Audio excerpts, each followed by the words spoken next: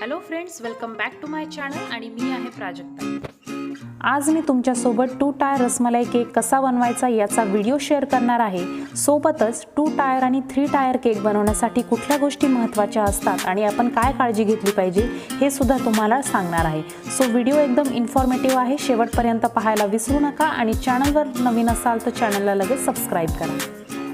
सगळ्यात आधी इथे मी प्रीमिक्स पासून तयार केलेला व्हॅनिला स्पॉन्ज घेतलेला आहे। त्यामध्ये फक्त मी येलो कलर ॲड करून घेतलेला आहे आणि हा स्पॉन्ज बनवून याचे 3 लेयर मध्ये कटिंग केलेली आहे। इथे आपल्याला सोकिंग पाण्याने नाही, जे रसमलाईचं दूध असतं त्या दुधाने आपण इथे सोकिंग करणार आहोत। त्यामुळे जो काही बेस आहे, जो काही स्पॉन्ज आहे त्याला सुद्धा एक रसमलाईचा फ्लेवर मिळून जाईल। त्यानंतर क्रीम आपण सगळीकडे पसरवून घ्यायची आहे आणि त्यावरती आपण जे रसमलाईचे चंक्स आहेत किंवा छोटे छोटे तुकडे आहेत ते आपण रसमलाईचे तुकडे यावर घालून घ्यायचे आहेत आणि पॅलेट नाईफने एकदा ते प्लेन करून घ्यायचे आहेत, म्हणजे ते क्रीममध्ये व्यवस्थित सेट होतात। सेम मेथडने आपण दुसरा सुद्धा लेयर अरेंज करून घेणार आहोत। जर तुम्हाला ड्रायफ्रूट्स आवडत असतील तर इथे तुम्ही क्रश करून काजू, बदाम, पिस्ता सुद्धा या लेयरमध्ये ॲड करू शकता। जेव्हा आपण रसमलाई ॲड करतो त्याच्यासोबतच हे जे काही ड्रायफ्रूट्स आहेत ते आपण ॲड करून आपल्या केकला एक वेगळा क्रंच देऊ शकतो। सो या पद्धतीने वेगळी सुद्धा आपण फिलिंग करू शकतो। सो असा हा जो केक आहे तो मी 3 लेयरमध्ये व्यवस्थित जो काही आहे अरेंज करून घेतलेला आहे आणि आपल्याला वरचा सुद्धा लेयर दुधाने सोकिंग करून आता क्रीम अप्लाय करायला चालू करायची आहे। सो साईडने मी आता क्रीम अप्लाय करायला चालू केलेली आहे आणि पूर्ण आधी बाजूने क्रीम लावून घ्यायची आहे आणि मगच आपण वरच्या बाजूने ती अप्लाय करणार आहोत। जेव्हा आपण 2 टायर आणि 3 टायर केक बनवतो तेव्हा एक गोष्ट नेहमी लक्षात ठेवायची की सगळ्यात खालचा जो काही आपला बेस आहे तो व्यवस्थित सेट झालेला असावा। साधारणतः केक बनवून झाल्यानंतर आपण अर्धा तास तरी तो रेफ्रिजरेट करावा, ज्यामुळे वरचे जे काही लेयर आहेत ते व्यवस्थित सेटल होतील। जसा आपण खालचा केक बनवून घेतला त्याचप्रमाणे वरचा सुद्धा अर्धा किलोचा हा 6 इंचाचा केक आहे।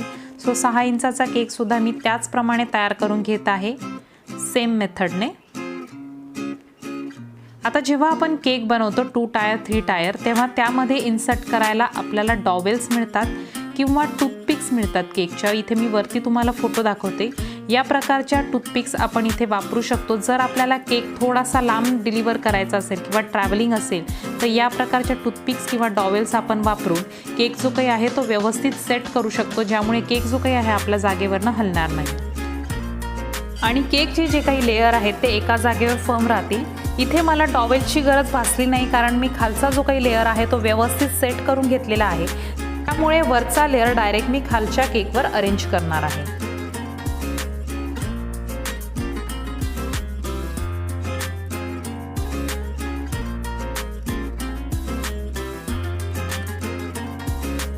इथे आपण रसमलाई केक बनवतो आहेत आणि रसमलाई केक नॉर्मली येलो कलरमध्ये असतो। सो इथे मी काय करणार आहे, फक्त पॅलेट नाईफवर येलो कलर घेतलेला आहे। क्रीममध्ये मी मिक्स केलेला नाही आहे, मी डायरेक्ट या पद्धतीने क्रीमवर अप्लाय करते आहे आणि संपूर्ण बाजूनी हा जो काही आहे तो पॅलेट नाईफनी किंवा एखाद्या स्क्रेपरनी आपल्याला पसरून घ्यायचा आहे, म्हणजे आपल्याला पूर्ण क्रीममध्ये कलर ॲड करण्याची गरज पडत नाही। आणि असा जर कलर ॲड केला तर केकचा कलरसुद्धा असा थोडासा आपल्याला शेडेड असा दिसतो आणि ब्राईट असा दिसतो।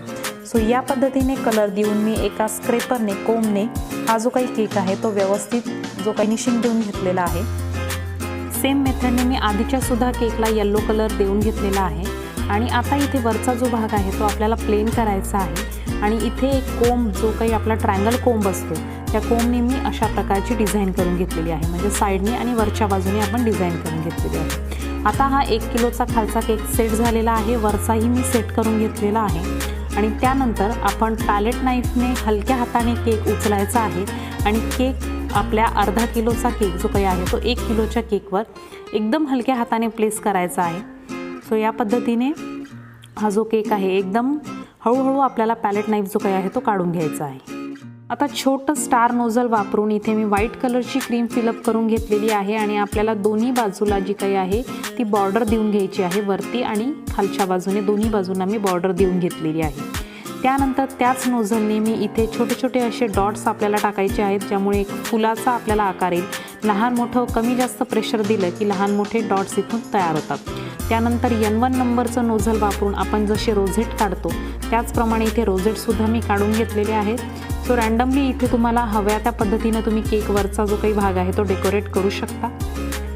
सो असा मी डेकोरेशन करून घेतलेला आहे आणि माझ्याकडे आहे रसमलाई. सो रसमलाई या पद्धतीने मी अरेंज करून घेतलेली आहे. रसमलाई केक आहे, सो वरती पण रसमलाई दिसली तर तो आणखीन टेम्पटिंग दिसतो. सो या पद्धतीने रसमलाई आणि व्हाईट चॉकलेट माझ्याकडे मी करून घेतलेले होते, तयार करून घेतलेले होते. सो या पद्धतीचे व्हाईट चॉकलेट थोडेसे असे कटआउट्स व्हाईट चॉकलेटच्या करून वरच्या बाजूने आणि साईडला दोन्ही बाजूने मी हे जे काही व्हाईट चॉकलेट आहेत ते लावून घेतलेले आहेत.